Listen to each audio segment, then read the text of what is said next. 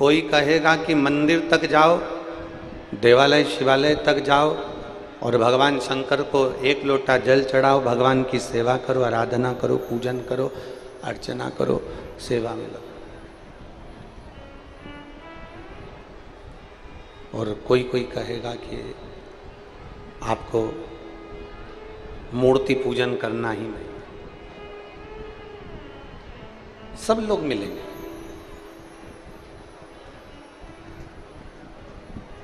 कोई कहेगा इस मंदिर में जाओ, कोई कहेगा उस मंदिर में जाओ, कोई कहेगा देवी जी को भजो, कोई कहेगा राम जी को भजो, कोई कहेगा कृष्ण को भजो, कोई कहेगा शंकर जी को भजो, कोई कहेगा नारायण को भजो, कोई कहेगा शनि महाराज को भजो, कोई कहेगा गुरु महाराज को भजो, कोई कहेगा नाग देवता को भजो, कोई कहेगा इसको भजो। हम तो केवल इतना कहते हैं, तुम्हारी जिससे अच्छी पटे, पटे का मतलब है जिससे अच्छी बने।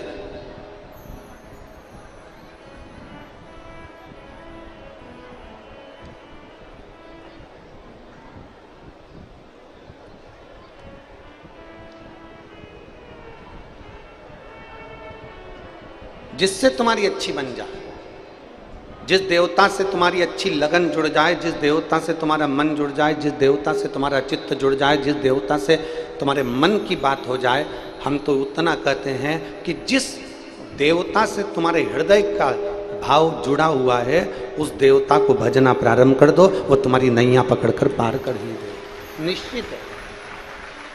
राम से तुम जुड़े हो तो राम को भज लो, कृष्ण से तुम जुड़े हो तो कृष्ण को भज लो, शिव से तुम जुड़े हो तो शिव को भज लो, देवी से अगर जुड़े हो तो देवी जी को भज लो। तुम्हारा जो मन पड़े, तुम्हारा जो चित्त करे, तुम्हें जो लगे कि ये मेरी नैया पार कर सकते हैं, उनको भज लो। पर जिसको भी भजना, शिव महापुराण की कथा कहती है, जिसको भी भजना पूर्ण समर्पण से भजो, पूर्ण समर्पण।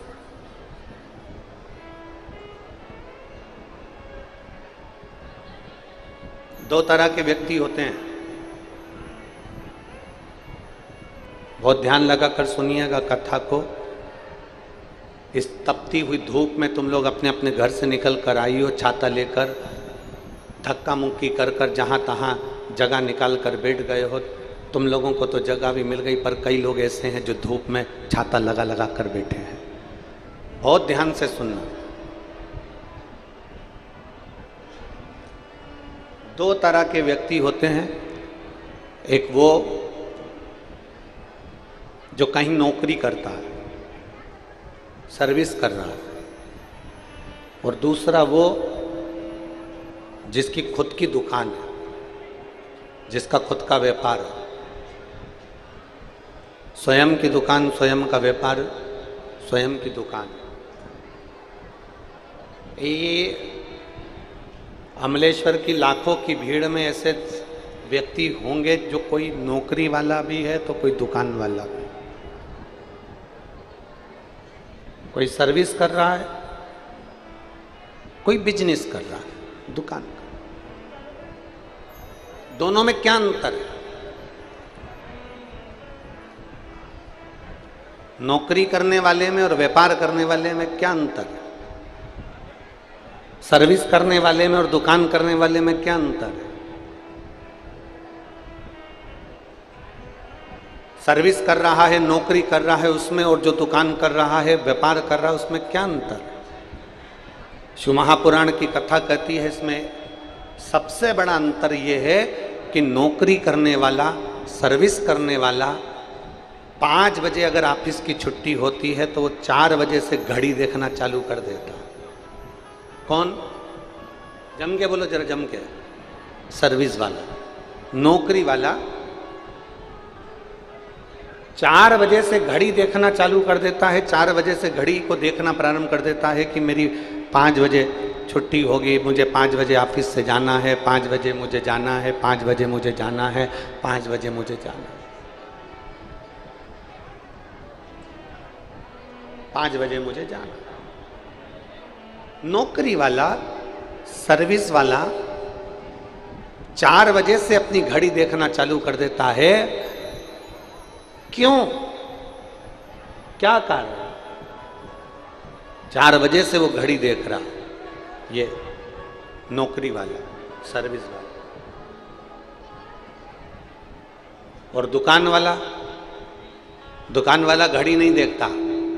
रात के 10 बज रहे हैं ना, दुकान मंगल कर रहा है और कोई ग्राहक आकर खड़ा हो गया तो ग्राहक आते से ही वो 10 बजे रात को भी सामान देगा जरूर। अगर 10 बजे रात को भी कोई ग्राहक आ गया तो वो दुकान बंद करते करते करते करते भी अपना सामान जो है वो देगा। नौकरी वाला 4 बजे से घड़ी देखना चालू कर देता है और व्यापार करने वाला जिसकी खुद की दुकान है वो घड़ी नहीं देखता, जाते जाते भी ग्राहक आ जाए तो उसको देकर फिर जाता है। उसका केवल एक कारण है कि नौकरी वाला घड़ी इसलिए बार बार देखता है क्योंकि उसका नौकरी के प्रति पूर्ण समर्पण नहीं है, और दुकान वाला घड़ी इसलिए नहीं देखता क्योंकि वो पूर्ण अपने व्यापार की ओर समर्पित होकर चलता है।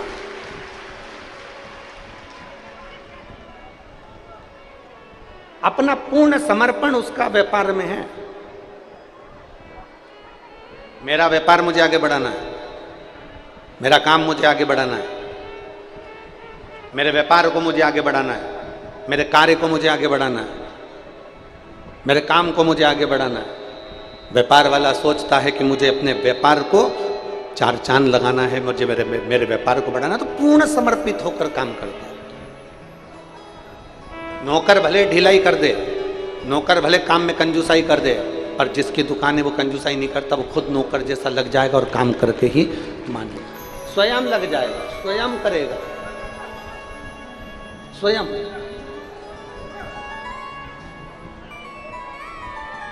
बस शिव महापुराण की कथा यही कर रही है। सर्विस जैसा समर्पण नहीं चाहिए कि 4 बजे से तुम घड़ी देखना चालू कर दो कि अब मुझे जाना है, अब मुझे जाना है, अब मुझे जाना है। आप में से कई माताएं ऐसी बैठी हैं, कई बहुएं ऐसी बैठी हैं, टीवी पर कथा सुन रहे हैं, कई भाई बहन ऐसे बैठे हुए हैं जो 40 साल की जिनकी उम्र है, 45 साल की उम्र है, और उन्होंने अपने जीवन को सोच लिया अब तो मेरा जिंदगी खत्म हो गई, अब मेरे से बनता नहीं है, अब तो मैं मरने वाला हूँ, अब तो मेरा शरीर बेकार हो गया, अब तो मैं किसी काम का ही नहीं रहा, अब तो मैं परेशान हो गया, अब तो केवल अब अंतिम क्षण 40-45 की उम्र में तुम कह रहे हो कि अब मेरे शरीर से नहीं बनता। 40-45 की उम्र में तुम कह रहे हो कि मेरा शरीर काम नहीं करता। 40-45 की उम्र में तुम कह रहे हो कि अब मैं किसी काम का नहीं रहा। मतलब तुम सर्विस वाले हो, इसलिए तुमने ये विचार कर लिया कि अब मेरा शरीर काम का नहीं है, मैं काम का नहीं हूं, अब मेरा मरने की उम्र हो गई।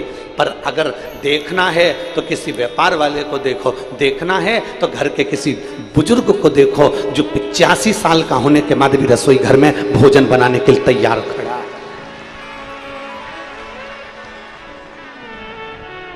उसको देखो, उससे थोड़ा ज्ञान लो, उससे थोड़ा सीखो। 80 वर्ष की बूढ़ी माँ, 75 वर्ष की पिता, 70 वर्ष की माँ, 65, 70, 75, 80 वर्ष के किसी बुजुर्ग को देखना तो भी उनके शरीर में फुर्ती है। और एक नवयुवक बच्चे, आज के ज़माने के नवयुवक लोग सोचते हैं कि यह जीवन किस काम का, तो छोड़ दे तो अच्छा, अब तो जीवन समाप्त कर दे तो अच्छा, अब जीवन बेकार हो गया, अब तो जाना है, छोड़ना है,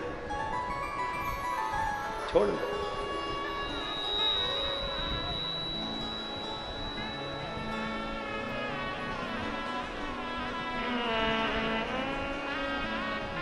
महाराज, अरे देख लिया संसार हमने, देख लिया सब मतलब के यार हमने, देख लिया झूठे नाते झूठे रिश्ते, झूठे नाते झूठे रिश्ते, अरे झूठा है संसार हमने देख लिया, सब मतलब के यार हमने देख लिया, संसार हमने देख लिया, सब मतलब के यार हमने देख लिया। ये संसार सागर में एक सर्विस वाला है, एक दुकान वाला है, सर्विस वाला समय देख रहा है, दुकान वाला समय नहीं देख रहा। वो समय देखता ही नहीं, समय नहीं देख रहा। उसको मालूम है भगवान ने जितनी मुझे जिंदगी दी है, परमात्मा ने मुझे जितना जीवन दिया है, भगवान ने मुझे जितना जीवन दिया है, उस जीवन को मुझे अच्छे से जीना है, बहुत अच्छे से।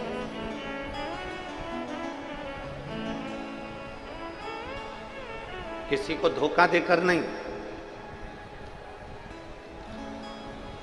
किसी को कष्ट देकर नहीं, किसी को परेशान कर कर नहीं,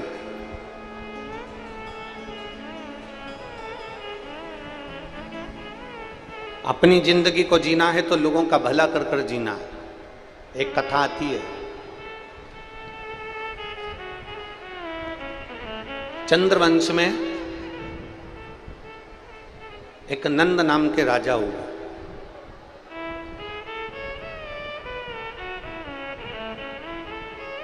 चंद्रवंश में एक नंद नाम के राजा हुए, जिनका एक बेटा था जिसका नाम था धर्मगुप्त। क्या नाम है उसका? जम के बोलो जरा, धर्मगुप्त। फिर से बोलो नाम, धर्मगुप्त। चंद्रवंश के एक राजा थे नंद, जिनका एक बेटा था धर्मगुप्त। नंद राजा का बेटा धर्मगुप्त अपने पिता के बतलाए हुए मार्ग पर चलता था और पिताजी जो कह देते थे वैसा वो करता था, पिता के अनुकूल चलता। अच्छा, भगवान बनाता भी है ना तो बड़ा सोच समझ के बनाता है।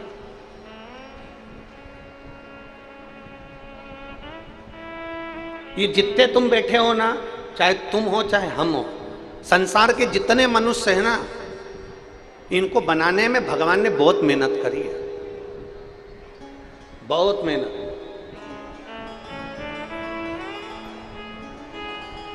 ज्ञानी भी बनाता है ना भगवान तो बड़ी मेहनत से बनाता है, बहुत मेहनत से ज्ञानी पुरुष बनाएगा, ज्ञानी महिला बनाएगा। बहुत ज्ञानी अगर भगवान बना रहा है तो बहुत मेहनत से बनाता है। अच्छा, ज्ञानी किसने बनाया? जम के बोलो, जम के बोलो, किसने बनाया? भगवान ने। ज्ञानी किसने बनाया? जम के बोलो जरा, भगवान। और बहुत मेहनत से बनाया। तो ज्ञानी को बनाने के लिए जितनी मेहनत लगती है ना, उतनी ही मेहनत भगवान को मूर्ख बनाने में भी लगती है। ज्ञानी उसी ने बनाया है तो मूर्ख भी जम के बोलो जरा, उसी ने बनाया। अब किसी ज्ञानी व्यक्ति को तुम मूर्ख बना सकते हो क्या? बोलो बोलो, जम के बोलो जरा, नहीं। तो मूर्ख व्यक्ति को तुम ज्ञानी बना सकते हो क्या? अरे बोलो तो जम के, नहीं। क्योंकि ज्ञानी इतनी मेहनत से उसने बनाया है तो मूर्ख भी उतनी मेहनत से उसने बनाया। तो किसी मूर्ख को तुम कितना भी ज्ञान दे दो, कितना भी प्रमाण दे दो, तुम कितनी भी अपने शास्त्र और वेद किसी मूर्ख को दिखा दो, तो भी मूर्ख तो मूर्ख ही रहेगा, वो कभी ज्ञानी बन ही नहीं सकता। मूर्ख मूर्ख रहेगा, वो कभी ज्ञानी नहीं हो सकता। और ज्ञानी को कितना भी मूर्ख बना लो, वो मूर्ख नहीं हो सकता। क्योंकि परमात्मा ने ज्ञानी को भी बनाने के लिए मेहनत करी है तो मूर्ख को बनाने के लिए भी मेहनत करी है। अगर एक विद्वान उसने पैदा करा है तो बड़ी मेहनत से पैदा करा है, और अगर एक मूर्ख पैदा करा है तो उसको भी बड़ी मेहनत से करा, बड़ी मेहनत। अब कई लोग यहाँ पर अपने अपने घरों में कई लोग बात में कह देते हैं, हमारा वो भाई तो ऐसा मूर्ख है, उसको समझा समझा के थक गए। तो क्यों समझा रहे हो? कितनी मेहनत से भगवान ने बनाया है उसको, अगर वो समझने वाला होता तो एक बात में समझ जाता, पर वो नहीं समझा, नहीं समझता। तो अब शिव कथा कर रही है, सामने वाला व्यक्ति अगर नहीं समझ रहा, सामने वाले व्यक्ति को समझाने का प्रयास किया गया, वो नहीं समझा, तो शिव महापुराण की कथा कहती है फिर हमारा जो गायत्री परिवार है वो कहता है हम सुधरेंगे युग सुधरेगा। हमारा जो गायत्री परिवार है वो कहता है कि हम सुधरेंगे युग सुधरेगा। अगर किसी को हम बदल रहे हैं और वो बदलना नहीं चाहता, किसी को हम सुधार रहे हैं वो सुधरना नहीं चाहता, वो मूर्ख की मूर्ख रहना चाहता है, तो शिव पुराण की कथा कहती है फिर उसको मत सुधारो, उसको मत बदलो। फिर शिव पुराण की कथा कहती है अपने आप को बदल लो, तो संसार पूरा बदला नजर आने लगेगा। अपने आप को हम सुधरेंगे, जम के बोलो जरा, हम सुधरेंगे, हम बदलेंगे, युग बदलेंगे। अब हमें बदलना, और बदला कि नहीं बदला युग? कलयुग चल रहा था, लोगों ने मंदिर छोड़ दिए थे, शंकर जी के मंदिर में ताले पड़े रहते थे, शंकर जी के मंदिर में कोई पानी डालने नहीं जाता था, कोई जल चढ़ाने नहीं जाता था, कुत्ते बैठे रहते थे, जाले हो जाते थे, शंकर जी के मंदिर में जानवर थे। पर शंकर के मंदिर में सावन के महीने में लोग जाते थे और शिवरात्रि पर जाते थे। कावड़ लेने के लिए कुछ लोग जाते थे, कावड़ भरने के लिए कुछ लोग जाते थे। सावन के महत्व को कौन जानता था? हर महीने शिवरात्रि आती है ये कोई नहीं जानता था। घर से जल ले जाने का क्या महत्व है इसको कोई नहीं जानता था। शंकर जी की बेटियां कितनी हैं इसको कोई नहीं जानता था। श्री शिवाय नमस्तुभ्यम मंत्र कैसा है इसको कोई नहीं जानता था। पर धीरे धीरे धीरे धीरे कलयुग में ये शिव युग आकर समाहित हो गया और ये जनमानस में शंकर की भक्ति हो। और कलयुग में शिव युग आया है, मेरे बाबा ये तेरा रचाया। ये जो भजन की लाइन है हमारे झांसी वाले चतुर्वेदी जी हैं, शिष्य हैं, उनकी धर्म पत्नी ये भजन बनाई थी। अब तो लोगों ने इसको अपनी अपनी एल्बम में गा दिया, पर इस भजन का निर्माण झांसी वाले चतुर्वेदी जी की धर्म पत्नी ने किया था। कि कलयुग में शिव युग आया है, महादेव ये तेरा रचाया। कलयुग में शिव युग आया और मेरे शंभू ये तेरा रचा।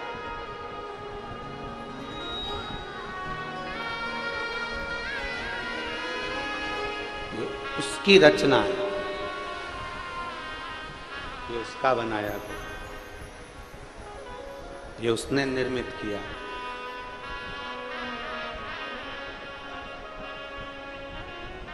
एक बात आप लोगों से पूछें, छत्तीसगढ़ वालों जरा जवाब देना, और आस्था चैनल के सामने बैठकर जो कथा सुन रहे हैं वो भी जवाब देना। जब आप शंकर जी के मंदिर में जल चढ़ाने के लिए जाते होगे, छोटे छोटे बच्चे लोटा लेकर जल चढ़ा रहे होते होंगे, आपका दिल खुश होता होगा कि नहीं होता होगा? जम के बोलो जरा, होता होगा ना कि इतने छोटे छोटे बच्चे शंकर जी के मंदिर में जा रहे हैं, इतने छोटे छोटे बच्चे शिव मंदिर में जाकर जल चढ़ा रहे हैं, इतने छोटे छोटे बच्चे भगवान की आराधना कर रहे हैं। तो ये कलयुग है कि शिव युग है? प्रसन्नता होती है।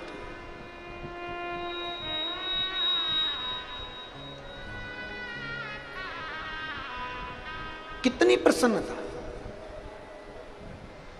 और फिर निवेदन करूंगा इस व्यासपीठ के माध्यम से आप सभी से, करोड़ों लोग इस शिव महापुराण की कथा को, अमलेश्वर की कथा को करोड़ों लोग आस्था चैनल पर सुन रहे हैं, करोड़ों लोग, और पूरे अमलेश्वर के भक्त पूरे पंडालों में बैठकर, दुकानों पर, रोडों पर बैठकर कथा सुन रहे हैं। उनसे निवेदन करूंगा, जिस घर के बच्चे के हाथ में शंकर जी को चढ़ाने का लोटा आ गया, जिस घर के बच्चे को आपने मंदिर की सीढ़ी चढ़वा दिया, उस घर का बुजुर्ग कभी वृद्धाश्रम की सीढ़ी नहीं चढ़ेगा, ये पक्का।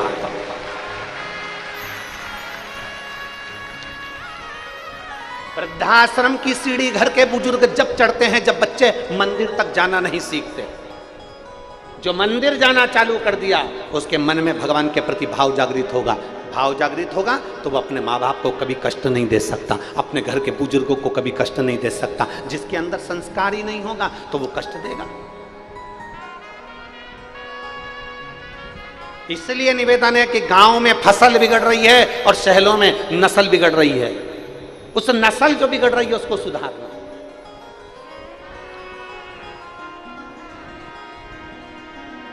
थोड़ा सुधारने का प्रयास कर। चंद्रवंश के राजा नंद के घर में एक बेटे हुए जिनका नाम था धर्मगुप्त। धर्मगुप्त मंदिर देवालय शिवालय जाते, आराधना करते, अर्चना करते, पूजन पाठ सब किया करते, सब। चंद्रगुप्त धर्मगुप्त सब काम करते, भगवान की भक्ति, अविरल भक्ति, भजन कीर्तन स्मरण। अब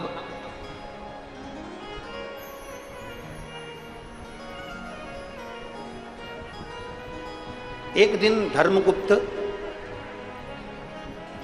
अपने किसी मित्र के साथ में मंदिर की आराधना छोड़कर, मंदिर की पूजन छोड़कर, शंकर जी के मंदिर में जल चढ़ाने की जगह धर्मगुप्त अपने मित्र के साथ में भ्रमण करने चले गए और घूमने के लिए गए।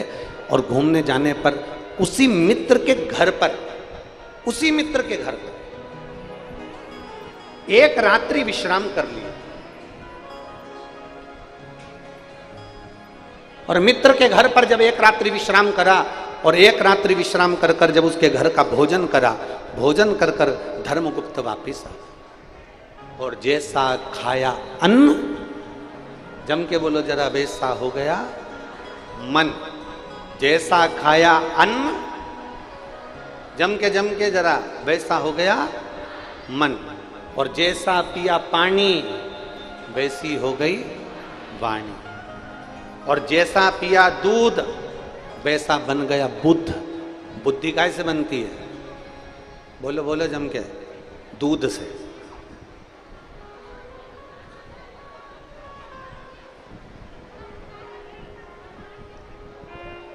पहले लोग गाय का दूध पीते थे, गौ माता का। आज लोग गाय का दूध पीते हैं, जम के बोलो जरा, भैंस का। भैंस का दूध पी रहे हैं ना, इसलिए सास बहू के आगे कितनी भी बीन बजा ले और बहू सास के आगे कितनी भी बीन बजा ले, बाप बेटे के आगे कितनी भी बीन बजा ले और बेटा बाप के आगे कितनी भी बीन बजा ले, गुरु चेले के आगे कितनी भी बीन बजा ले और चेला गुरु के आगे कितनी भी बीन बजा ले। भैंस का दूध पिया है तो कितना भी हारन दे लो, भैंस टस से मस नहीं होती। उसी तरह आज का व्यक्ति टस से मस नहीं होता।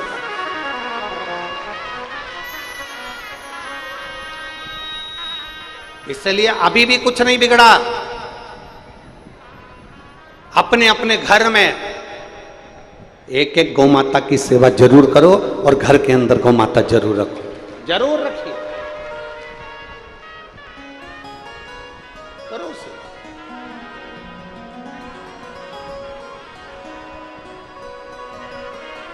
अरे गौ माता की सेवा करो रे, सेवा करो तो मेवा मिले। गौ माता की सेवा करो रे, सेवा करो तो मेवा मिले। और मात पिता की सेवा करो रे, सेवा करो तो मेवा के लिए तो कोई माता पिता की सेवा नहीं करता। आज के जमाने में लोग सेवा करो तो चाबी मिले, कौन करे आज के जमाने में? फिर वही वाली लाइन आ गई, देख लिया संसार हमने देख लिया, सब मतलब के यार हमने देख लिया। महाराज कौन कर रहा है? शिव मंदिर छोड़ा धर्मगुप्त ने, अपने दोस्त के घर चले गया, मित्र के घर। एक रात्रि विश्राम करा, भोजन किया, भोजन कर कर वापिस आया। अन्न का बड़ा असर है, अन्न का बहुत असर, बहुत सावधानी रखिए भोजन करने में, बहुत सावधानी।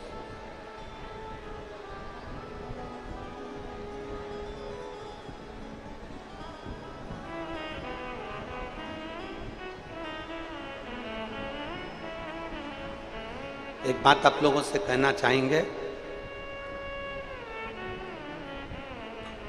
अच्छी लगे तो स्वीकार कर लेना, नहीं लगे तो खारू गंगा में विसर्जन कर, ठीक है? किसी तीर्थ में जाओ, किसी धाम में जाओ, किसी तीर्थ में किसी धाम में जाओ,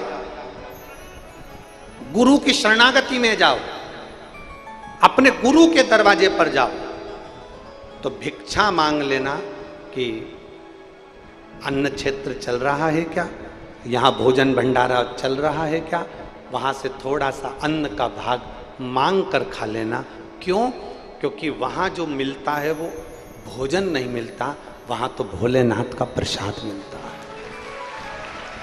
शिव महापुराण की कथा कहती है, प्रसाद जब हमारे हाथों में आता है तो मात्र उस प्रसाद का स्पर्श, मात्र उस प्रसाद का दर्शन हमारी जिंदगी को संवार दे। मात्र दर्शन, प्रसाद का मात्र दर्शन।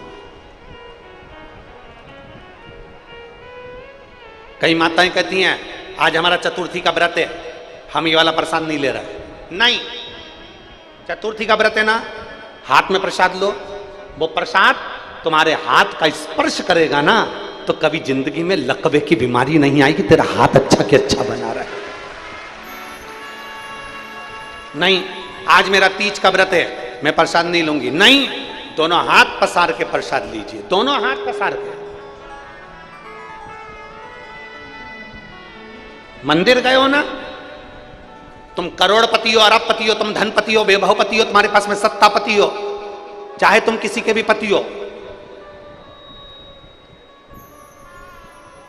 जितना भी तुम्हारे पास में वैभव है अपने पास में रखो। मंदिर गए हो, मंदिर में जाकर हाथ जोड़कर पंडित जी से, ब्राह्मण देवता से, गुरुजन से कहो हमें चरणामृत दे दीजिए। हाथ पसार कर लीजिए चरणामृत को, हमें चरणामृत दे दीजिए। किसी पवित्र नदी के तट पर गए हो, उसका आचमन और उसका जल का छींचन लीजिए।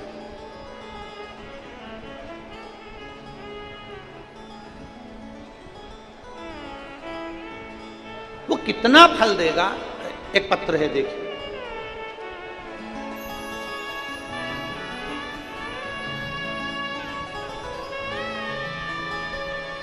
शिवानंद साहू, लोकेश्वरी साहू, ग्राम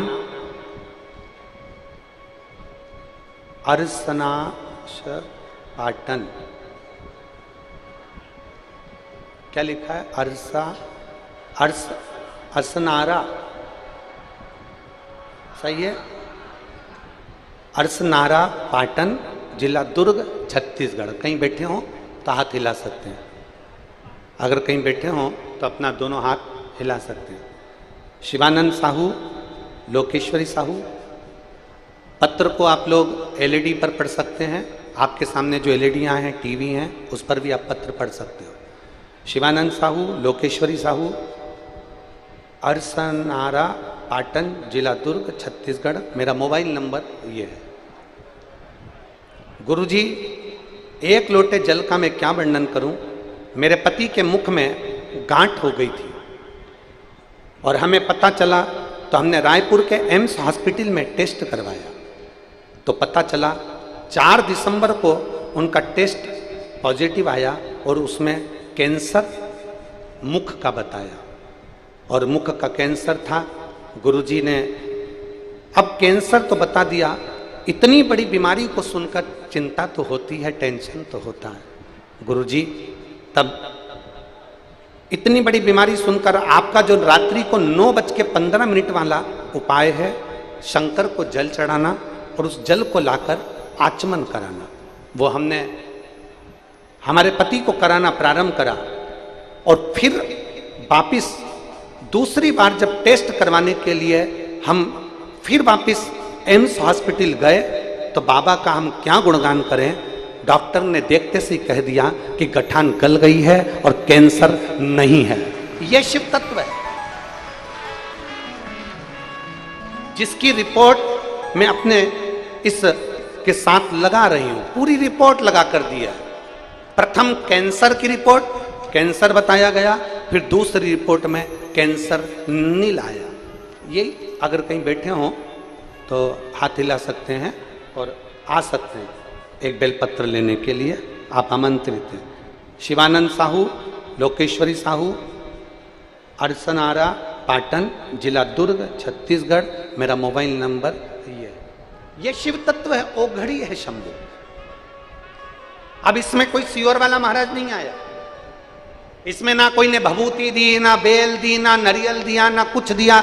यहां तो तुम्हारा विश्वास काम आया कि तुम भगवान शंकर के मंदिर जाना प्रारंभ कर दिए, अपने दिल की बात अपने महादेव से कहना प्रारंभ कर दिए, तो महादेव ने आपके दिल की बात को सुनकर मेरे देव अधिदेव महादेव ने बड़ी से बड़ी बीमारी को भी समाप्त कर दिया। ये शिव तत्व है, यो घड़ी। और हमने पहले भी कहा है, हमारे YouTube चैनल पर एक 9:15 पर करने वाला उपाय उसमें डला हुआ है, जिसको हमने 6 साल या 4 साल पहले वाचन किया है। 4 साल पहले हमने बताया था कि रात्रि को 9:15 पर शंकर जी को चढ़ाया गया जल बेलपत्र एक ऐसी औषधि निर्मित कर देती है जिससे बड़ी से बड़ी बीमारी भी एक ना एक दिन समाप्त हो जाती है, चाहे वो किडनी से जुड़ी हो, चाहे लीवर से जुड़ी हो, चाहे कैंसर से जुड़ी हो। उसका तत्व ही है।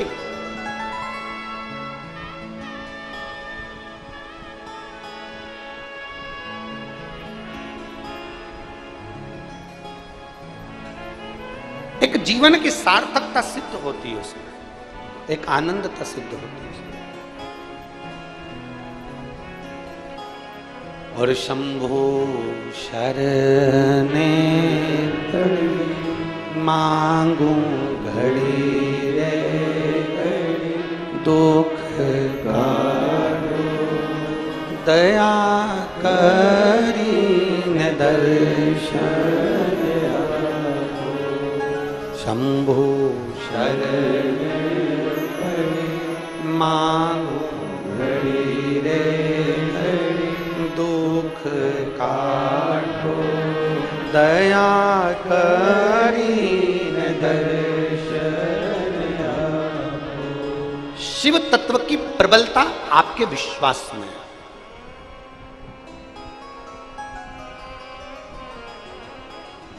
आपके दुख के समय पर, आपकी तकलीफ के समय पर, आपके कष्ट के समय पर सियोर वाला महाराज सियोर छोड़कर नहीं आएगा। याद रखना, बहुत अच्छे से समझ लेना। और केवल सियोर वाला महाराज ही नहीं, दुनिया का कोई महाराज, दुनिया का कोई बाबा, दुनिया का कोई महात्मा तुम्हारी दुख की घड़ी में तुम्हारे साथ नहीं खड़ा होगा। पर इतना याद रखना, महाराज भले खड़ा ना हो, बाबा भले खड़ा ना हो, पर मेरा भोला बाबा तो तुम्हारी दुख की घड़ी में जरूर खड़ा है, निश्चित है। मेरा भोलेनाथ तुम्हारी दुख की घड़ी में खड़ा है, मेरा शंभुनाथ तुम्हारी दुख की घड़ी में खड़ा है। और अंत समय प्रभु देखो, ये लाइन को हम अकेले नहीं गाएंगे, तुम भी जितने पंडाल वाले, सारे पंडाल वाले बोलो, अंत समय वचन निभाना पड़े। आए ना आए प्रभु कुटुंब कबीरा, अंत समय प्रभु आना कबीरा, वचन दिया तो निभाना कबीरा, अंत समय प्रभु आना कबीरा। कोई नहीं आएगा, अंतिम बिंदु में कोई नहीं आएगा। तुम्हारा 50 लाख का कर्जा हो जाए, तुम एक एक रिश्तेदार के हाथ पे जोड़कर देख लेना, हम देखें कौन तुम्हारा 50 लाख का कर्जा चुका सकता है। कितनी बड़ी बीमारी तुम्हारे शरीर में आ जाए, लोग दवाई करा देंगे, अच्छे हॉस्पिटल में पहुंचा देंगे, पर कौन होगा जो उस दर्द को सहन करेगा, उस कष्ट को सहन करेगा? तुम्हारा कष्ट तुम्हें सहना है, तुम्हारा दर्द तुम्हें सहना है।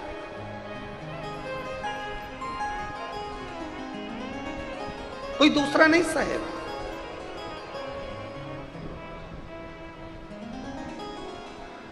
अपने कष्ट को अपने को सहना, अपने दर्द को अपने को सहना।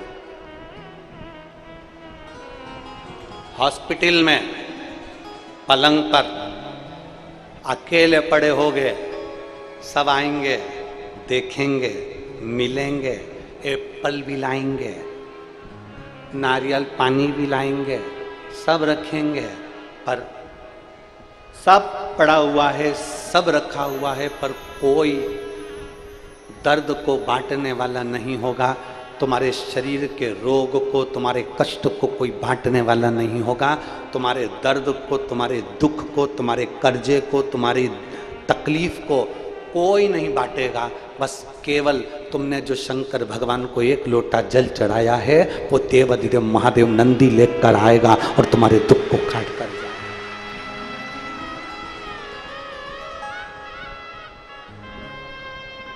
एक पत्र है, देखिए,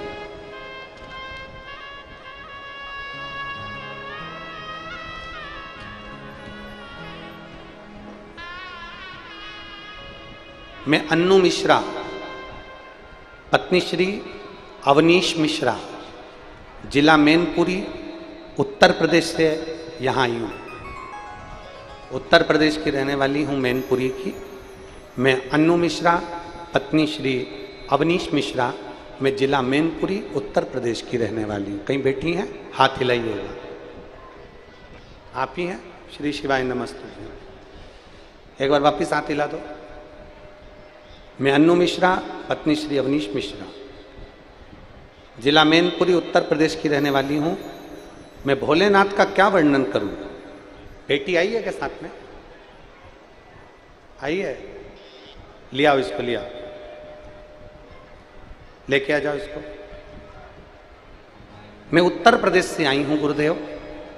मैं अन्नू मिश्रा, पत्नी अवनीश मिश्रा, जिला मैनपुरी, उत्तर प्रदेश की रहने वाली हूँ। पत्र को आप लोग हमारे साथ में एलईडीओं पर, टीवी पर पढ़ सकते हैं। जिला मैनपुरी, उत्तर प्रदेश की रहने वाली हूँ। भोलेनाथ की कृपा का मैं क्या वर्णन करूँ गुरुदेव। मेरी बेटी संध्या मिश्रा, उम्र 6 वर्ष है, जो ठीक प्रकार से बोल नहीं पाती थी, और उसके सिर के पिछले भाग में एक गठान हो गई थी, जिसका इलाज हमने कानपुर के हॉस्पिटल में कराया, जहां डॉक्टर ने बताया कि इसका ऑपरेशन करना पड़ेगा। फिर इसको हमने भोपाल में अच्छे से अच्छे हॉस्पिटल में दिखाया, वहां भी डॉक्टर ने बताया कि इसका ऑपरेशन कराना पड़ेगा। गुरुदेव, हमने आपकी कथा में सुना था कि रुद्राक्ष का जल देने से बड़ी से बड़ी बीमारी ठीक हो जाती है। गुरुदेव, हम सीहोर से रुद्राक्ष लेकर आए और रुद्राक्ष का जल बेटी को पिलाना प्रारंभ किया और लगाना प्रारंभ किया। गुरुदेव, भोले बाबा का हम क्या वर्णन करें। आज मेरी बेटी के सिर की गांठ पूरी तरह से समाप्त हो गई है और मेरी बेटी 90% बोलने लगी है। मैं बाबा को यहाँ नमन करने के लिए उत्तर प्रदेश से आई हूँ। गुरुदेव, आप कहते हो कि पंडाल में बैठकर कथा सुनना चाहिए, बाबा सुनता है। गुरुदेव, 5 पंडाल का मैंने अनुभव बता रही हूँ। प्रथम, मैंने अपनी बेटी के लिए कानपुर के पंडाल में कथा सुनी। दूसरा, मैंने मैनपुरी के पंडाल में कथा सुनी। तीसरा, मैंने कुरुद धमतरी के पंडाल में कथा सुनी और चौथी कथा मैं अमलेश्वर के पंडाल में सुन रही हूँ। मेरे बाबा की कृपा से आज मेरी बेटी पूर्ण तरह से ठीक है। ये शिव तत्व, ये ओघड़ी है, शंभु।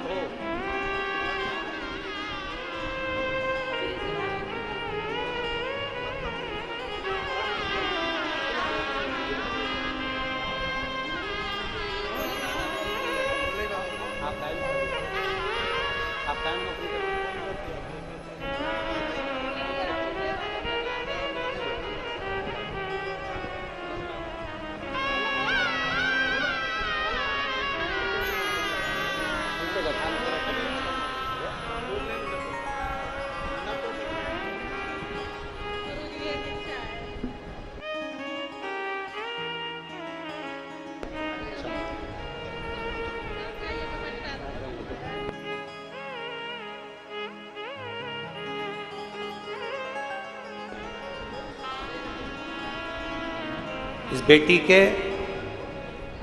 उसके पापा सीआरपीएफ में सर्विस भी करते हैं। बेटी के सिर में बड़ी गठान थी और बोल नहीं पाती थी। उसके पापा मम्मी का कहना है 90% बेटी बोलने लगी और गठान पूरी गल चुकी है। ये शिव तत्व है, शंभु है वो। और खाली ना जाता कोई, मेरी जीजियों, मेरे जीजाओं, मेरी बेटियों, मेरे बेटाओं, मेरी माताओं, मेरे भाई, आप इतनी धूप में अगर बैठकर कथा सुन रहे हो, आस्था चैनल पर कथा सुन रहे हो, मोबाइल पर कथा सुन रहे हो, तुम्हारी कथा खाली नहीं जाएगी। मेरा बाबा तुम्हें भरकर जरूर भेजेगा। उससे दिल से कहो, अरे खाली ना जाता कोई दर से तुम्हारे, खाली ना जाता कोई दर से तुम्हारे, मैं भी खड़ी हूँ नन्हे पाँव पसारे, अपने हृदय लगा लो, लगा लो, गिरा जा रहा हूँ, उठा लो, उठा लो। भोले अपने दर से अब तो न टालो, गिरी जा रही हूँ, उठा लो, उठा लो। कोई साथ नहीं दे, ना हम आएंगे ना दुनिया का कोई व्यक्ति आए। अंत समय में जब तुम्हारी तकलीफ की घड़ी हो, जब तुम्हारी कोई ऐसा समय तुम्हारे पास में आ गया कि मैं बहुत कष्ट में हूं, उस समय उसको याद करना, उस परमात्मा को याद करना, मेरे ओघड़दानी, मेरे शंभू को याद करना। देरी नहीं करेगा। ब्रह्मा जी ब्रह्मलोक में रहते हैं, भगवान विष्णु बैकुंठ लोक में रहते हैं, और मेरा देव अधिदेव महादेव पृथ्वी पर रहता है। जो पास में रहता है वो सबसे पहले तोड़कर आएगा और तुम्हारा दुख हर कर। नजदीक में आए शिव, नजदीक शंभू, उसको पुकारो, उसको बुला। महाराज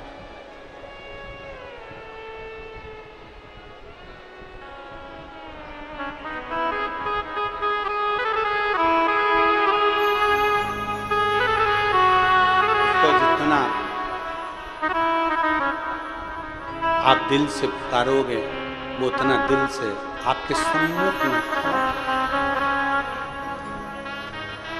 उसको जितना दिल से पुकारोगे और आप हृदय से जब उसको आमंत्रित करोगे तो वो आएगा, पहुंचेगा जरूर, दुख हरेगा जरूर। धर्मगुप्त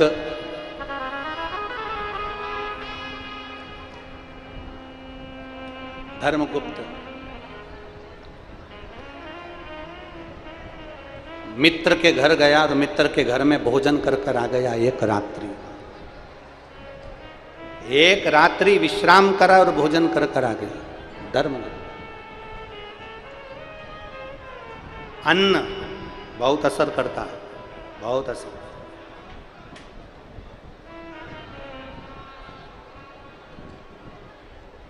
आप लोगों में से रात्रि के समय पर कोई इस पंडाल में आए हो? जम के बोलो जरा, हाथ उठाओ कौन कौन आया रात्रि को पंडाल में? आए हो आप लोग? दिन का नज़ारा आप लोग अपनी आंखों से देख लेते हो, कथा हो रही है, सब आराम से बैठे हैं, आनंद ले रहे हैं, कथा सुन रहे हैं। कभी बन सके ना, ए रायपुर वालों, दुर्ग वालों, अमलेश्वर वालों, बन सके तो कभी रात्रि के समय पर आकर इस पंडाल का नजारा देखना। सब अपनी मस्ती में शंकर को याद कर कर पुकारते हुए, गाते हुए भजन में डूबे हुए। कभी रात्रि का नजारा देखना।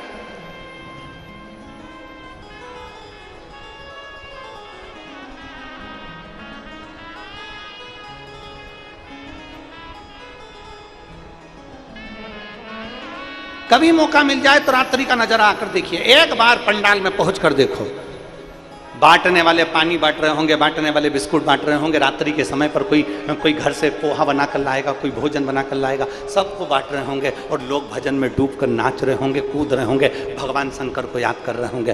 कुंभ में 12 साल में कुंभ का नजारा एक बार देखने को मिलता है। कुंभ का नजारा एक बार दर्शन करने को मिलता है। और शिव महापुराण का ये कुंभ ऐसा कुंभ है जो हर 7 दिन में नजारा दर्शन करने को मिलता है। इसका आनंद लीजिए, इसका आनंद।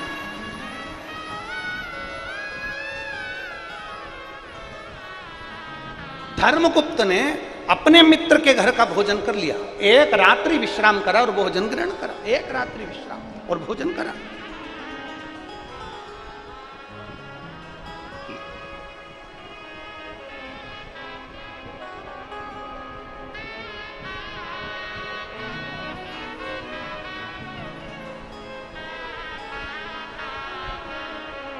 और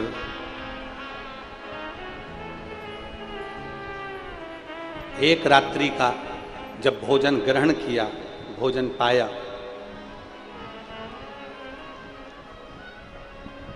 भोजन किया, बुद्धि में जिस दोस्त के घर का भोजन करा था, जिस मित्र के घर का भोजन करा था, वो मित्र जिसके घर का भोजन किया है, जिसके यहाँ का भोजन किया है, वो मित्र धोखेबाज था।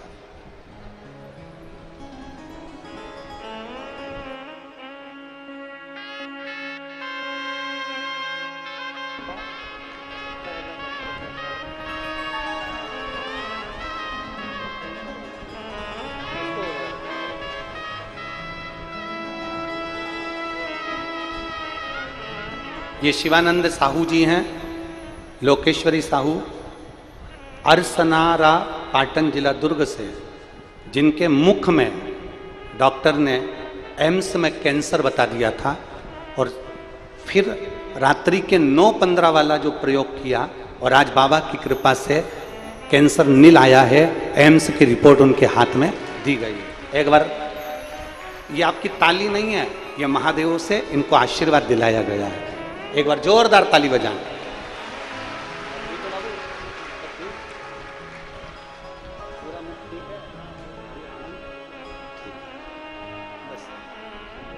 अब तो अच्छा हो गया, अब तो बाबा ने सुन लिया, और क्या चाहिए? ठीक है ना? पूरा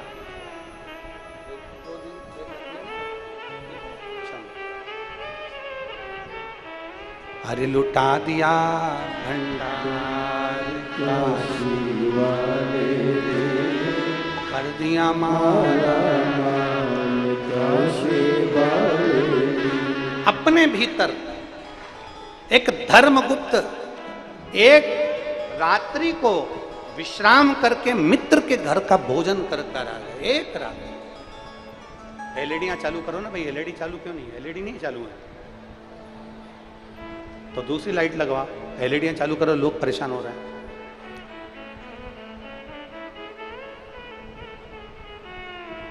लाइट नहीं है, आप लोग आराम से बैठ जाओ, कथा आपके कानों तक पहुंच रही है, आप लोग कथा श्रवण करिए, उसका आनंद लीजिए आप लोग।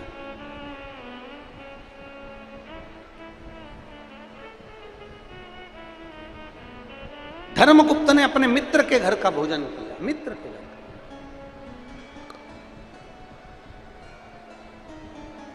का। अब जिस मित्र के घर का धर्मगुप्त भोजन करे थे वो मित्र धोखेबाज था, दिखावा करता था राजा के लड़के के साथ में, धर्मगुप्त के साथ में दिखावा करता था कि मैं इसका हितैषी हूं, मैं इसका सहयोगी हूं, मैं इसका ध्यान रखने वाला हूं, मैं इसका हितैषी हूं, मैं इसका सहयोगी हूं, मैं इसका ध्यान रखने वाला हूं। ये दिखावा करता था, और मेरी जीजियों, मेरे जीजाओं, मेरी बेटियों, बेटाओं, मेरी माताओं, भाई, ध्यान रखना, तुम एक बात का अपने भीतर एक स्मरण रखिएगा, अपने भीतर एक भाव रखिएगा कि दुनिया में अच्छा मित्र, दुनिया में अच्छा मित्र बड़ी मुश्किल से प्राप्त होता है, बड़ी मुश्किल, बहुत मुश्किल से मिलता है अच्छा मित्र, बड़ा मुश्किल से।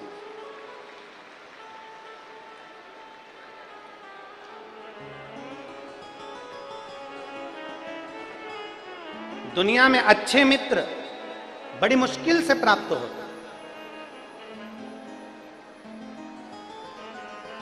और जिस दिन देवादिदेव महादेव की कृपा से तुमको अच्छा मित्र मिल जाए, जिस दिन शिव जी की कृपा से तुमको कोई अच्छा मित्र प्राप्त हो जाए, समझ लेना कि भगवान देवादिदेव महादेव ही खुद उतर कर तुम्हारा साथ देने के लिए तुम्हारे पास में आए। अच्छा मिल जाए तो। और मित्र ऐसा नहीं चाहिए जो तुम्हारा मंदिर छुड़वा दे, मित्र ऐसा नहीं चाहिए जो तुम्हारा भजन छुड़वा दे, मित्र ऐसा नहीं चाहिए जो तुम्हारी भक्ति को छुड़वा दे, मित्र ऐसा नहीं चाहिए जो तुम्हारी कथा, कीर्तन, सत्संग को छुड़वा दे। मित्र ऐसा होना चाहिए जो तुम्हारा हाथ पकड़कर शंकर के मंदिर तक लेकर जाए और अच्छी जगह पर तुम्हें भी। मित्र वो होना चाहिए। और शंभो शरण मांगू घड़ी रे घड़ी, दुख का दया करीन दर्शन आपो। शंभो शरण मांगू घड़ी रे घड़ी, दुख काटो दया करीन दर्शन। धर्मगुप्त राजा का जो मित्र है वो श्रेष्ठ नहीं है, वो ठीक नहीं है।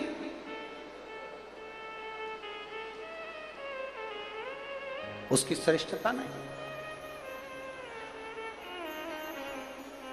ऐसा मित्र से पाला पड़ गया, ऐसे मित्र के घर का भोजन किया उसने, ऐसा भोजन उसने ग्रहण किया अपने मित्र के घर का कि उसकी बुद्धि भी धोखा देने के लिए जागरूक हो।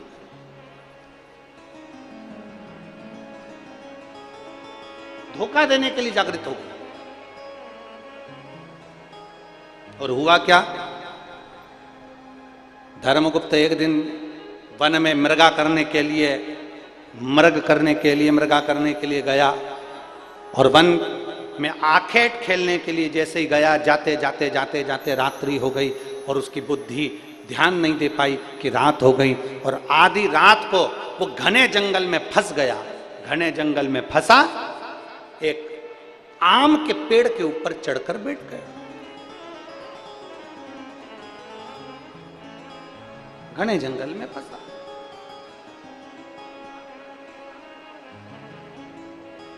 आम के वृक्ष के ऊपर चढ़ के बैठा है धर्मगुप्त। अब रात्रि का समय, भय लग रहा है, कोई सिंह ना खा ले, कोई शेर ना आ जाए, कोई चीता ना आ जाए, कोई सिंह मुझे भक्षण ना कर, भय लग रहा है उसको।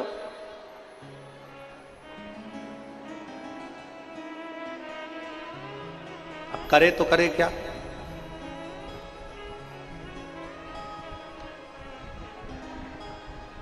भय लग रहा है, बैठा है पेड़ के ऊपर।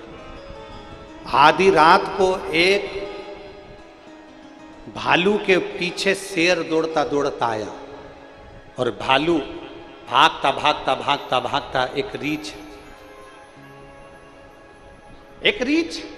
भागता भागता आया, आम के पेड़ के ऊपर चढ़ गया। जिस आम के पेड़ पर धर्मगुप्त चढ़ा हुआ था, उसी आम के पेड़ के ऊपर वो रीछ भी चढ़ गया, वो भालू भी चढ़ा।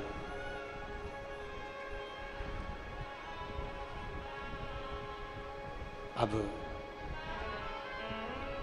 धर्मगुप्त को गुस्सा आया। धर्मगुप्त ने तुरंत धनुष और बाण उठाया और रीछ को मारने के लिए जागरूक हुआ। इतने में रीछ बोला, मुझे मत मारो, देखो मेरे पीछे शेर पड़ा हुआ है, सिंह मेरे पीछे पड़ा है, ये शेर मुझे खा जाएगा, तुम चिंता मत करो, मैं तुम्हारा साथ दूंगा, मैं तुम्हें नहीं खाऊंगा। रीछ कहता, मैं तुम्हें परेशान नहीं करूंगा। ठीक है, मैं भी इस पेड़ पर रहता हूं और तुम भी इस पेड़ पर रहो, मैं भी आम के पेड़ पर चढ़ा हूं, तुम भी आम के पेड़ पर चढ़े रहो, नीचे शेर है, आप और मैं दोनों मिलकर इस शेर को भगा देंगे, तुम चिंता मत करो, सो। अब रीछ ने कहा, एक काम करो, तुम पहले सो जाओ, फिर मैं सो जाऊंगा, तुम जाग जाना। शेर नीचे है, अपन एक दूसरे का ध्यान रखेंगे। अब थोड़ी देर बाद राजा ने कहा, तू मुझे खा तो नहीं जाएगा? रीछ ने सौगंध खाली मैं नहीं खाऊंगा, तुम सो। राजा सो गया। धर्मगुप्त जैसे ही सोया, आधी रात को धर्मगुप्त की नेत्र खुले। खुलते से ही अब उसने रीछ से कहा, रीछ तुम सो जाओ। जब राजा सोया, धर्मगुप्त जैसे ही सोया, तो नीचे जो शेर था, शेर ने रीछ से कहा, फेंक दे राजा को नीचे। रीछ कहता, नहीं, मैंने इसको वचन दिया है, मैं नीचे नहीं फेंक सकता, मैं इसको धोखा नहीं दे सकता, मैं तेरे सामने इस राजा को नहीं फेंकूंगा। सो गया। राजा सो रहा है, रीछ जाग रहा। आधी रात को राजा उठ गया, रीछ सो गया। रीछ से कब तुम सो जाओ? रीछ सोया। नीचे से शेर ने राजा से कहा, धर्मगुप्त, राजा फेंक दे इस रीछ को नीचे, सो रहा है ये, फेंक दे नीचे, इस रीछ को नीचे फेंक दे राजा, मेरी बात मान ले, नहीं तो बाद में तुझे खा जाऊंगा। इतने में तो राजा ने तुरंत धक्का देकर रीछ को नीचे फेंकने ही वाला था। इतनी देर में उस रीछ ने एक आम की डाली को पकड़ लिया, और पकड़कर रीछ उस आम की डाली को पकड़कर बच गया। और राजा से उस रीछ ने कहा कि धन्य है रे राजा, देख मैंने तुझे धोखा नहीं दिया, जानवर होकर, पशु होकर, जीव जंतु होकर मैंने तुझे धोखा नहीं दिया, पर राजा तूने मुझे धोखा दिया, तूने मुझे धोखा दिया। राजन, मैं अंगिरा, मैं तेरी परीक्षा लेने के लिए आया था। आज मैं तुझे श्राप देता हूं राजन, पृथ्वी पर तू पागल बनकर जन्म लेगा, अगला जन्म जो तेरा होगा तू पागल बनकर जन्मेगा। राजा हाथ जोड़कर कहता है, मुझे क्षमा कर दो, गलती। अंगिरा जी कहते हैं, अगर मनुष्य का शरीर मिला है, मानव की देह मिली है, मानव का शरीर मिला है, तो इतना याद रखना कि किसी को धोखा मत देना जिंदगी में। अगर धोखा दिया है तो किसी पागल खाने में जाकर पागल को देख लेना, और अगला नंबर अपना भी लिख लेना कि अगला नंबर इस पागल की गिनती में हमारा भी होने वाला है, क्योंकि हमने धोखा दिया है। किसी को धोखा मत।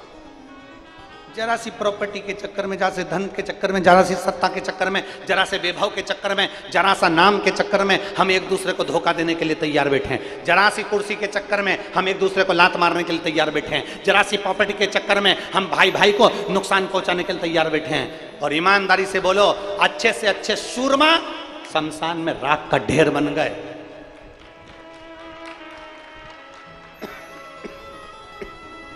अच्छे से अच्छे सूरमा राख का ढेर बन गए। जब राजा रावण जैसा विद्वान जिसके सारे ग्रह उसके हाथ में थे, रावण जैसा विद्वान जिसका धर्मराज और यमराज भी उसके हाथ में थे, उस लंकाधिपति राजा रावण को भी मरना पड़ा है। कंस जैसा राजा उसको भी मरना पड़ा, जिसके पास में पूतना थी, तृणावर था, अगरसुर था, बकासुर था, उस कंस को भी मरना पड़ा है। हिरण्यकशिपु जिसने वर मांगा था, ना नीचे मरू, ना ऊपर मरू, ना अंदर मरू, ना बाहर मरू, ना अस्त्र से, ना शस्त्र से, ना दिन में, ना रात में, ना 12 महीने में मरू, उस हिरण्यकशिपु को भी मरना पड़ा। जब इतने बड़े बड़े सूरमा चले गए तो अमलेश्वर वालों, आप और हम कहां के सूरमा हैं? जाना सबको है, पहुंचना सबको है, एक दिन राख का ढेर सबको बनना है, और 40 लाख की गाड़ी में बैठने वाला एक दिन 40 रुपए के लोटे में भर के गंगा जी चले जाएगा।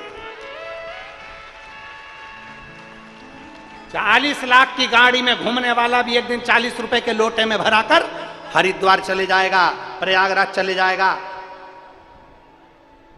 40 रुपए के लोटे में। इसलिए ना तो गाड़ी की अकड़ रखो, ना कुर्सी की अकड़ रखो, ना सत्ता की अकड़ रखो, ना अभिमतता रखो कि मैं ये तो मैं वो। तुम कुछ भी होगे अपने गांव के और अपने नगर के और अपने मोहल्ले के, उसके दरवाजे के कुछ नहीं हो। जितना भजन करोगे उतना उसके करीब में जाओगे, अन्यथा उससे दूर चले। और मत बुरे कर्म कर बंदे वरना पछताएगा, भगवान की आंखों से तू बच नहीं पाएगा, तू बच नहीं पाएगा। अरे ओ अज्ञानी मत कर नादानी, अरे ओ अज्ञानी मत कर नादानी। समझो जरा। कई माताएं कह देती हैं अकड़ अकड़ में, वो तो मैं जिंदा हूं इसलिए घर चल रहा है, जिस दिन मैं मर गई ना आटे दाल का भाव मालूम पड़ जाएगा। तो बुढ़िया से कह तो मर जा, मर के तो देखो। कई लोग कहते हैं मैं दुकान चला रहा हूं, कोई कहता मैं घर चला रहा हूं, कोई कहता है मैं ये कर रहा हूं। अरे तुम होते तो भी होगा और नहीं होगे तो भी होगा।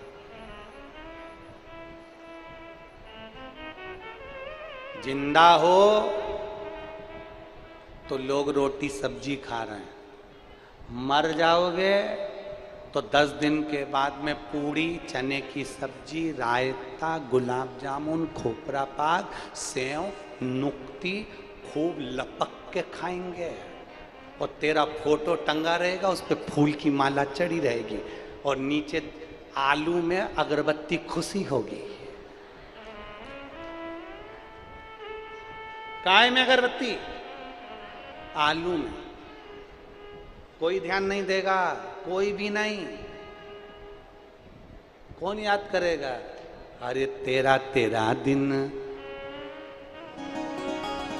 तेरा तेरा दिन याद करे, क्यों रे मन सुमिरन क्यों नहीं करे। कोई नहीं याद करेगा, केवल 13 दिन याद करेंगे, इसके सिवा कोई 14वें दिन याद नहीं करे। छोड़ा गए। इसलिए निवेदन है, पृथ्वी पर यह मनुष्य का शरीर मिला है, मानव की देह मिली है, मानव का शरीर मिला है, तो कुछ अच्छा करते हुए चलना कि मरने के बाद भी लोग याद करें कि कोई था जिसने अमलेश्वर की इस पवित्र भूमि पर कोई अच्छा कार्य कर दिया। कोई कर्म बेकार कर कर मत जाओ, अच्छा करो जितना बन सकता। किसी को धोखा नहीं देना, और धोखा दे दो तो तुम्हारे मोहल्ले में जो पागल घूमते हो ना उनको देख लेना, इसने भी किसी को धोखा दिया होगा। तो इस जन्म में पागल बनकर पैदा हुआ। अगला जन्म अगर तुमने किसी को धोखा दिया, भाई बंधु कुटुंब नाते रिश्ते किसी को भी तुमने धोखा दिया है, अगला जन्म तुम्हारा पागल का है। तुम तैयारी रख लो और मोहल्ले मोहल्ले घूमते फिरोगे, कॉलोनी कॉलोनी घूमते फिरोगे, ये निश्चित। थोड़ा बचो, थोड़ा।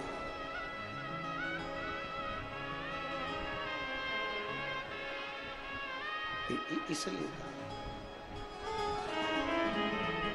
अरे जितना जिसके भाग्य में होता ना दिया। किसी को अपशब्द ना कहे जाए, किसी को ताना ना दिया जाए, किसी को आड़ा टेढ़ा ना कहा जाए।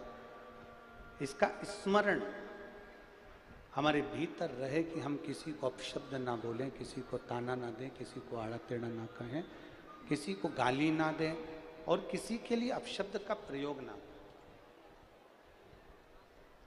शिव कथा कह रही है,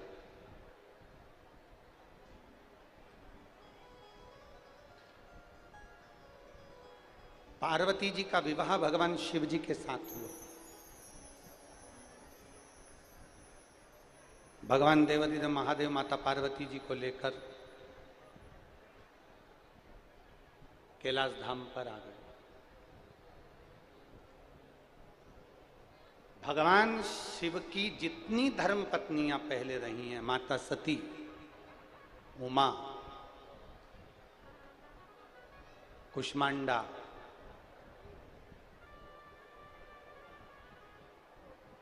कालरात्रि, स्कंदा, जितनी भी, उन सारी देवियों ने जितना संघर्ष नहीं करा, उससे ज्यादा संघर्ष माता पार्वती जी ने किया। जितनी परीक्षा माता पार्वती जी ने दी है, उतनी परीक्षा किसी देवी ने नहीं दी। जितनी परीक्षा माता पार्वती।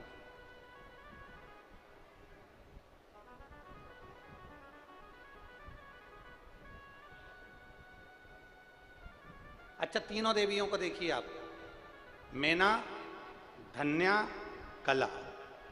पितरों की तीन बेटियां थी, मैना, धन्या, कला। मैना जी के सुंदर पार्वती जी का जन्म हुआ।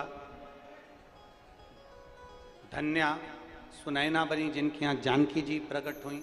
कला कीर्ति हुई, जिनके घर में राधा जी प्रकट हुई।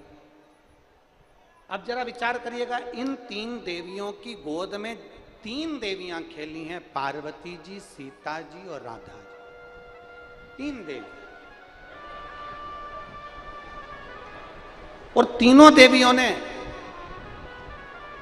जितना संघर्ष किया है, उतना संघर्ष किसी ने नहीं करा। तीनों देवियों ने, पार्वती मैया ने भी उतना संघर्ष किया, माता जानकी जी ने भी उतना संघर्ष किया, और माता राधा रानी ने भी उतना संघर्ष किया। आप तीनों देवियों का क्रम देखो।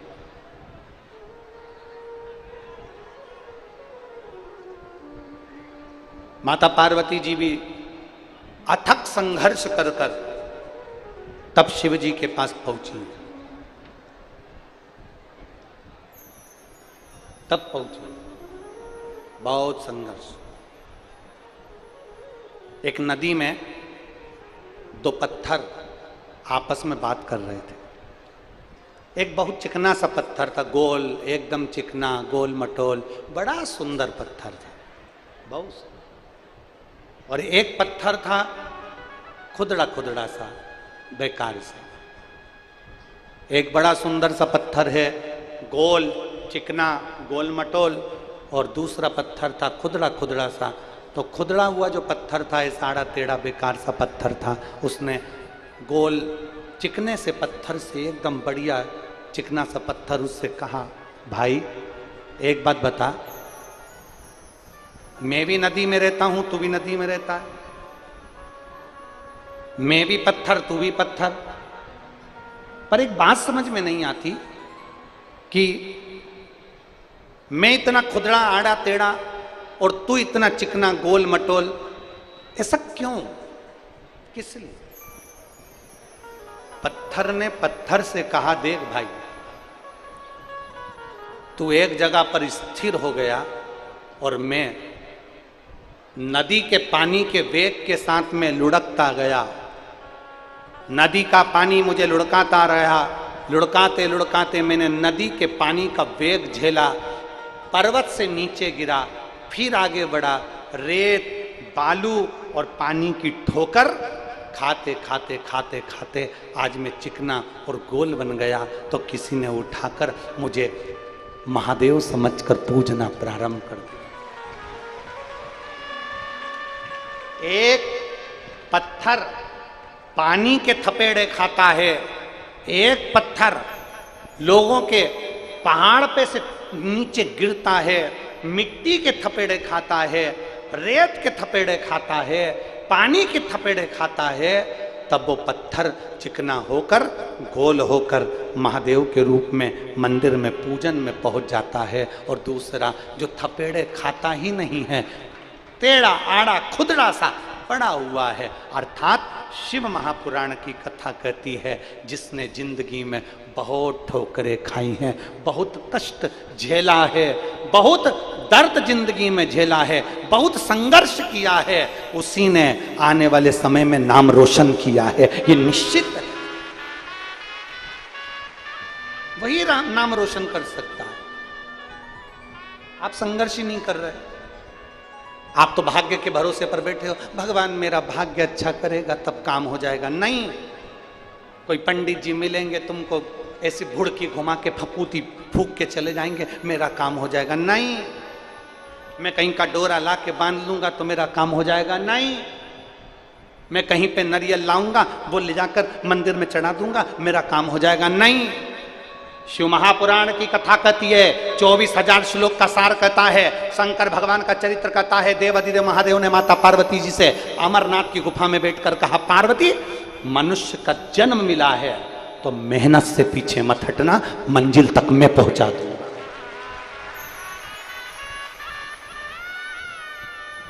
मेहनत से पीछे मत हटो, अपना कर्म करने से पीछे मत हटो, अपने संघर्ष से पीछे मत हटो। दुनिया गाली दे, आप पलट कर मत देखो, दुनिया आप शब्द कहे, आप पलट कर मत देखो, आपका कर्म है, अग्रण्य होकर चलते जाइए। थोड़ा ठोकर मिलेगी, थोड़ी समस्या जिंदगी में आएगी, आएगी। लाइट का बिल भरते हो? अरे बोलो तो जम के, कौन कौन भरता लाइट का बिल? हाथ ऊंचा करो जरा, लाइट का बिल भरते हो जो नहीं भरते हो तो कैमरे में कैच कर लेना, लाइट वालों को बता देंगे। अरे बोलो तो जम के, लाइट का बिल भरते हो? सब लोग भरते हो ना? मोबाइल का बिल भरते हो? पैसा जमा करके बैलेंस लेते हो? अरे बोलो तो जम के, लाइट का बिल भरते हो तो लाइट का सुख पाते हो, मोबाइल का बिल भरते हो तो मोबाइल का सुख पाते हो। उसी तरह भगवान के नाम का भी बिल भरते रहो, भजन का बिल बढ़ाते रहो तो भगवान जीवन का सुख प्रदान करता है। ये भी बिल है।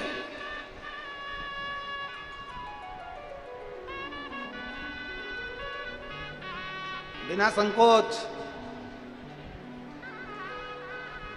आग लगे बस्ती में, अपन रहो मस्ती में। क्या किसको रोई है? जम के जरा, क्या किसको रोई है? चादर तान के सोई, अलमस्त होकर जीवन जियो।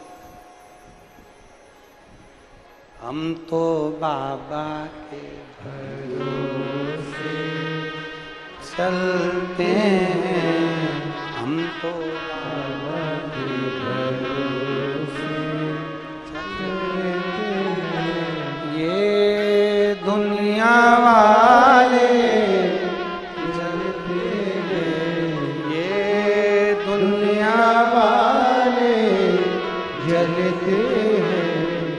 तो बाबा के भरोसे चलते हैं, हम तो बाबा के भरोसे चलते हैं। ये शिव है, शिव। आश्रित होकर चलो, समर्पित होकर चलो, डर कर नहीं, भय खाकर नहीं, अपना कर्म अपने को करना है। अपनी मेहनत अपने को करना है। कोई तुमसे कह दे ये वाली अंगूठी पहन लो, तुम्हें मेहनत करने की जरूरत नहीं पड़ेगी, समझ लेना बेवकूफ बना रहा। कोई तुमसे कह दे मेरे पास आकर बैठ जाओ, मैं तुम्हारे को ऐसा कर दूंगा कि जमीन में से सोने के हंडे निकल जाएंगे और तू करोड़पति बन जाएगा।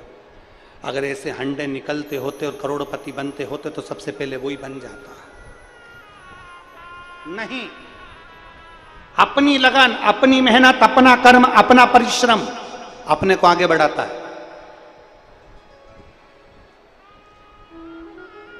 लगन में कमी मत आने दो, परिश्रम में कमी मत आने दो, अपनी मेहनत में कमी मत आने दो, अपने संघर्ष में कमी मत आने दो। बढ़ते बढ़ते पार्वती मैया, माता जानकी जी, माता राधा जी, इन तीनों देवियों का अगर हम चरित्र का स्मरण करें, इन तीनों देवियों का अगर हम स्मरण करें कि ये तीन देवियों का अगर इनका पूरा पूरा व्याख्यान वर्णन करें तो समझ में आएगा कि पार्वती जी ने भी बहुत संघर्ष किया, सीता जी ने भी बहुत संघर्ष किया और राधा जी ने भी बहुत संघर्ष किया। बहुत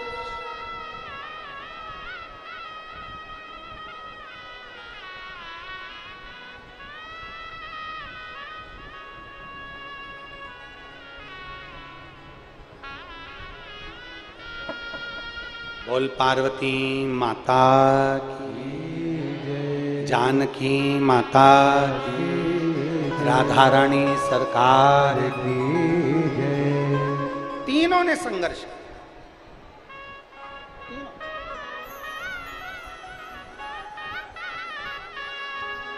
पार्वती मैया नंदी पर बैठकर देवादिदेव महादेव के साथ में आई।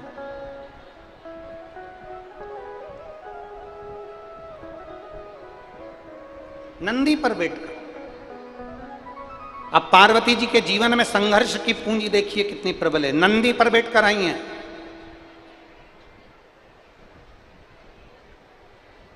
आते से ही पार्वती जी ने पूछ लिया अपना घर कहां है। शंकर भगवान बोले ये पूरी पृथ्वी तो अपना घर है, अपन रहेंगे कहां। शिव जी कहते हैं पूरी पृथ्वी पे अपनी को तो रहना है। अरे मैं पूछ रही हूं कि अपन रहेंगे कहां। शंकर भगवान कहते बस यही, ये पूरा ब्रह्मांड, पूरी पृथ्वी अपना ही तो घर है। शिव जी ने कहा पार्वती, शिव जी कह रहे हैं पार्वती अब ये तुम्हारे ऊपर निर्भर करता है कि तुम्हें घर कैसा बनाना है। एक स्त्री पर निर्भर करता है कि उसका घर कैसा उसको बनाना है। एक स्त्री पर, एक नारी पर निर्भर करता है कि उसको कैसा घर बनाना है। हमने एक कथा में कहा था घर बनाने के लिए दो अच्छे चाहिए। सुनी थी कथा? अरे बोलो तो जम के। घर अच्छा बनाना है तो दो अच्छे चाहिए। पहले नंबर पर मिस्त्री और दूसरे नंबर पर स्त्री। घर अच्छा बनाना है तो दो अच्छे चाहिए। एक मिस्त्री अच्छा चाहिए जो घर को अच्छे से बना दे, ढाल अच्छे से कर दे, सब कुछ अच्छा बना दे। और घर मिस्त्री बना भी देना, अगर मिस्त्री भी थोड़ा बहुत गड़बड़ है चलेगा, पर स्त्री गड़बड़ नहीं होना चाहिए। अगर स्त्री अच्छी है तो टूटे हुए झोपड़े को भी महल बना देती है। अगर स्त्री अच्छी है तो टूटे हुए झोपड़े को भी महल बना देती है। इसलिए मिस्त्री और स्त्री दोनों श्रेष्ठ होना चाहिए। मकान बनाने वाला मिस्त्री अगर मकान का ढाल सही नहीं रखता, बाथरूम का ढाल सही नहीं रखता तो पानी भरा रहता है, छत पे पानी भरा रहता है, पानी घर में टपकने लगता है। और स्त्री अगर ठीक नहीं है, जरा जरा सी बात में क्रोध करे, जरा जरा सी बात में चिड़चिड़ करे, जरा जरा सी बात में क्रोध, 1 मिनट में तो अच्छी रहे चंद्र घंटा और दूसरी देर में कुसमांडा, तो क्या मतलब। मिस्त्री और स्त्री ठीक हो। महाराज अपने कर्म को करो। शंकर भगवान माता पार्वती जी से कहते पार्वती जी तुम अपने कर्म में लग जाओ और खूब मेहनत करो अपने कर्म में। तुम में वो बल है कि तुम घर बना सकती हो। एक स्त्री में वो बल होता है कि टूटे हुए झोपड़े में भी अगर नारी संस्कारित है ना, अगर स्त्री संस्कारित है ना, तो टूटे हुए झोपड़े में भी अपनी पूरी जिंदगी निकाल लेती है। और अगर संस्कारित नहीं है ना, तो 4 मंजिल का मकान भी छोटा पड़ जाता है।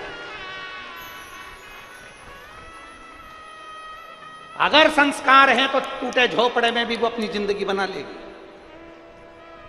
इसीलिए हम हमारी बेटियों को हमेशा कहते हैं, थोड़ा हमारी बात का बेटियों को भी बुरा लग जाता होगा कि गुरुजी हर बार हम बेटियों से कहते हैं, पर हम अपनी भाषा में हमेशा अपनी बेटियों से कहते हैं कि बेटियों ध्यान रखना।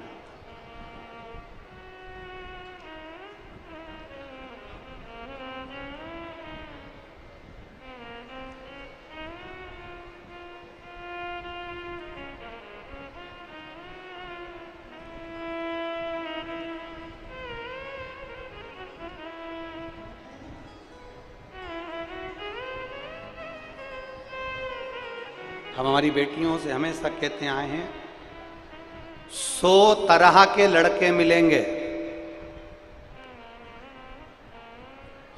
पढ़ाई करोगी, स्कूल जाओगी, ट्यूशन जाओगी, कॉलेज जाओगी, नौकरी करने जाओगी, 100 लड़के मिलेंगे, परंतु वो 100 लड़कों के साथ 100 साल की जिंदगी सही नहीं जी सकते। जो तुम्हारे पापा ढूंढ कर लाएंगे उसके साथ 100 साल की जिंदगी सही जी सकते। जो तुम्हारे पापा ढूंढ कर लेकर आएंगे अपनी बेटी के लिए, कोई पिता कोई हल्का फुल्का ढूंढ कर नहीं लाएगा, लाएगा तो एक श्रेष्ठ लड़का ढूंढ कर लाएगा कि मेरी बेटी के अनुकूल है, मेरी बेटी के अनुकूल। और बड़ी विडंबना का समय चल रहा है। आज के ज़माने में लड़के ना जाने कौन कौन से धर्म के कैसे कैसे आते हैं, भुड़ भुड़ गाड़ी लेकर आएंगे, उनकी खुद की गाड़ी भी नहीं रहती, वो तो सुधरने आई थी। 10 रुपए का डीजल पेट्रोल डला के तुमको शान दिखाएंगे, थोड़ी बॉडी शॉडी दिखाकर, और तुम्हें अपना बनाएंगे, नाम भी उसका सही नहीं बताएंगे, दूसरे नाम से तुमसे संबंध बनाएंगे, और एक दिन मालूम पड़े सूटकेस में तुम्हारे टुकड़े टुकड़े कर कर हरिद्वार में पटक कर आ जाएंगे। इसलिए मेरा निवेदन है बेटियों से, आपका पिता आपकी माँ आपके लिए कभी गलत नहीं सोचेगा। आपका बाप, आपकी माँ, आपकी महतारी, आपकी मैया, आपका पिता आपके लिए कभी गलत नहीं सोचेंगे। सारे निर्णय आप लो, पर आपकी शादी का निर्णय आपके माँ बाप के ऊपर छोड़ दो। सारे निर्णय आप लो, पर आपकी शादी का निर्णय आपके माँ बाप पर छोड़ो। वो माता पिता तुम्हारे लिए गलत नहीं सोचेंगे, अच्छा सोचेंगे।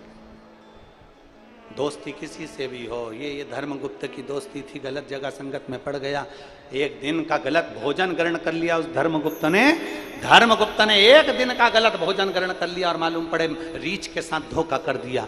जरा विचार करिएगा, गलत अन्न, गलत स्थान, गलत जगह हमको बर्बाद कर देती है। बहुत ध्यान देना, सब्जी के ठेले पर मक्खी बैठती है ना, उसकी कोई कीमत नहीं होती। सब्जी तुल रही है, उस पर मक्खी बैठ गई, उसकी कोई कीमत नहीं है। किराना तुल रहा है, किराने पर मक्खी बैठ गई, उसकी कोई कीमत नहीं है। शक्कर पर मक्खी बैठ गई, उसकी कोई कीमत नहीं है। गंदे भोजन पर मक्खी बैठ गई, उसकी कोई कीमत नहीं है। पर वही मक्खी जब सोना तुल रहा हो और सुनार की दुकान में कांटे के ऊपर जाकर बैठ जाए तो मक्खी भी 5000 की हो जाती है। सब्जी पर मक्खी बैठी, उसकी कोई कीमत नहीं है।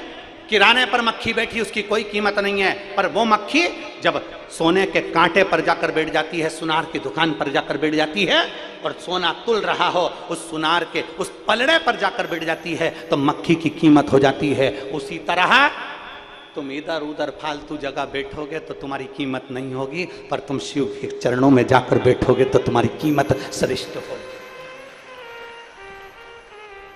इतने सारे बैठे हैं, इन्होंने टाकीज में कभी फोन नहीं लगाया होगा कि हमको सीट दिला दो, पर कथा में बैठने के लिए अच्छे से अच्छे सूरमा को फोन लगाना पड़ता है कि मुझे कथा में बिठा दो।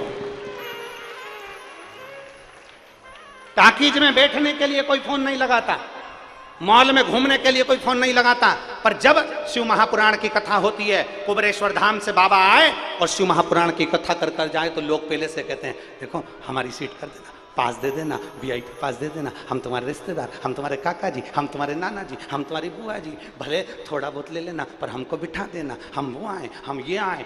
जरा विचार करो, विचार करिएगा जरा।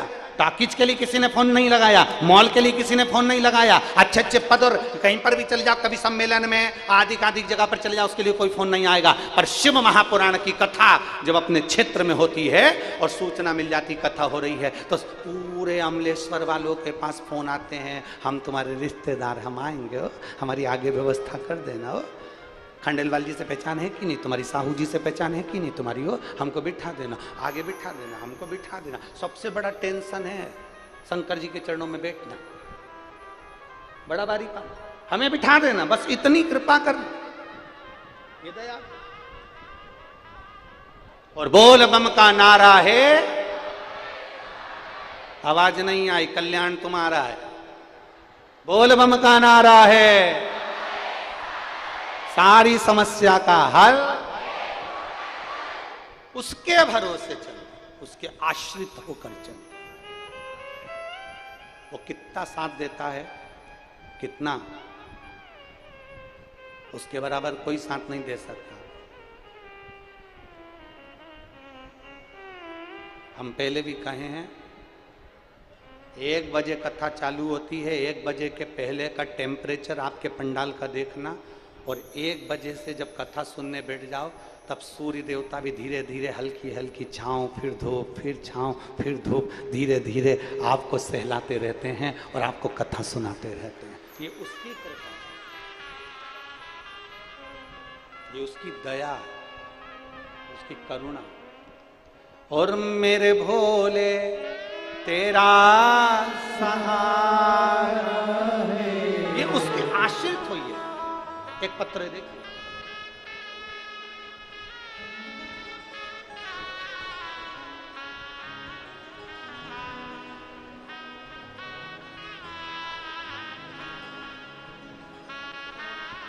मेरा नाम प्रीति साहू है, पति, मेरा नाम प्रीति साहू है, पति स्वर्गीय दीपक कुमार साहू, धर्मनगर रायपुर पचपेड़ी नाका छत्तीसगढ़ की रहने वाली हूँ। कहीं बैठी हो तो हाथ हिलाइएगा। मेरा नाम प्रीति साहू, पति स्वर्गीय दीपक कुमार साहू, धर्मनगर रायपुर पचपेड़ी नाका छत्तीसगढ़।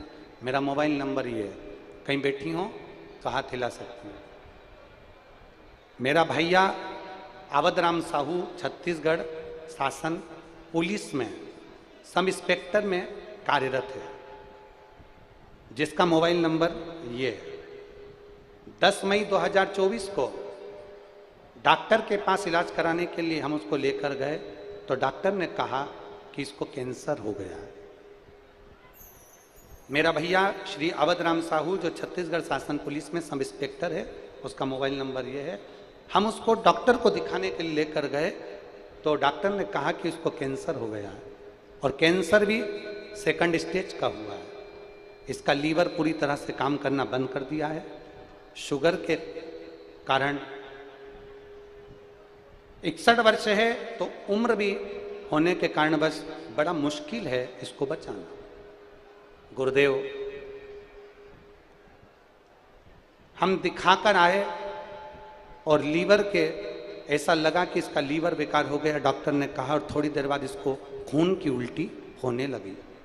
खून की उल्टी होने लगी, सबको लगा कि इसका लीवर फट गया। खाना पीना बंद कर दिया था, पेट में और सीने में जलन होने लगी थी, और सब परेशान हो गए। डॉक्टरों ने हमको बॉम्बे ले जाने का बोल दिया। डॉक्टर ने हमको बॉम्बे ले जाने का बोला। हम बॉम्बे ले जाने की तैयारी कर दी है, परंतु किसी ने सलाह दी कि आप एक काम करो, एक बार सीहोर जाओ और वहां से रुद्राक्ष लेकर आओ। गुरुदेव, हम सीहोर गए, मुंबई जाने से पहले हम सीहोर पहुंच गए और वहां से रुद्राक्ष लेकर आ गए।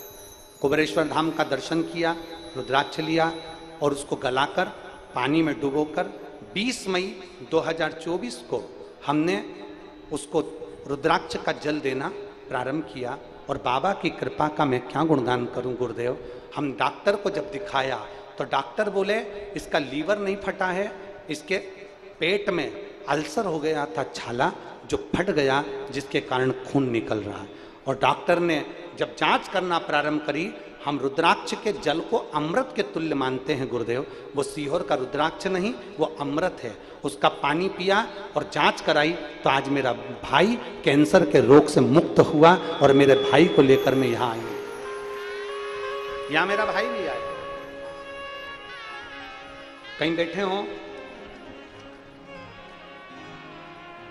प्रीति साहू, पति स्वर्गीय दीपक कुमार साहू, धर्मनगर रायपुर पचपेड़ी नाका। मेरे भैया अवध राम साहू छत्तीसगढ़ शासन पुलिस में है, सब इंस्पेक्टर।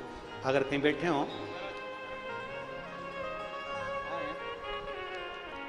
आए हैं बेटा, आ जाओ जाओ।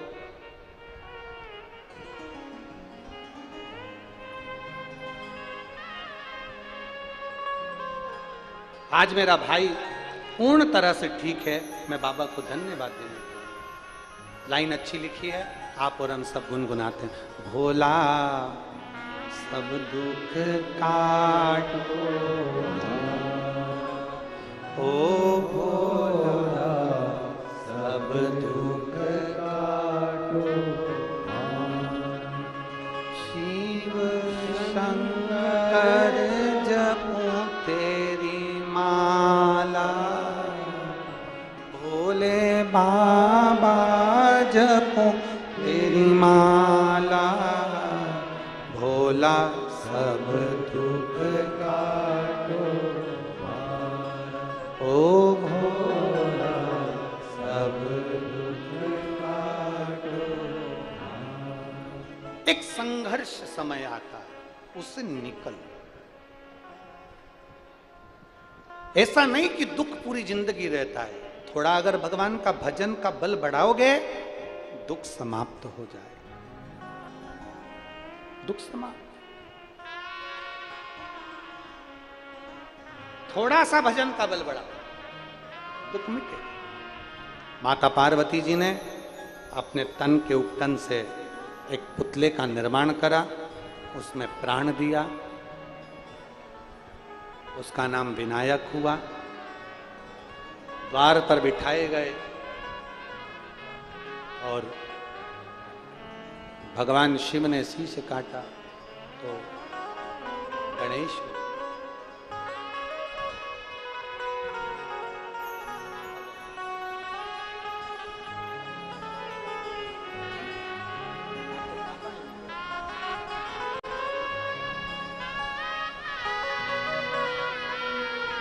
बच्चे के बड़े पिताजी हैं जिनको कैंसर हो गया था, अब ठीक हैं, और इनके भाई।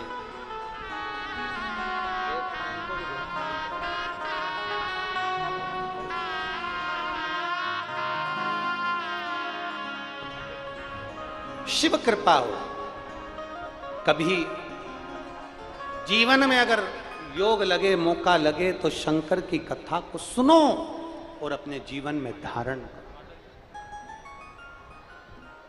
और धन्य है छत्तीसगढ़ की भूमि, जो अमलेश्वर में कथा चल रही है और 18 जून से अगली कथा जो होगी वो गंडई में, जिला खेरागढ़, खुई खदान गंडई, जिसका समय रहेगा दोपहर 2 बजे से 5 बजे।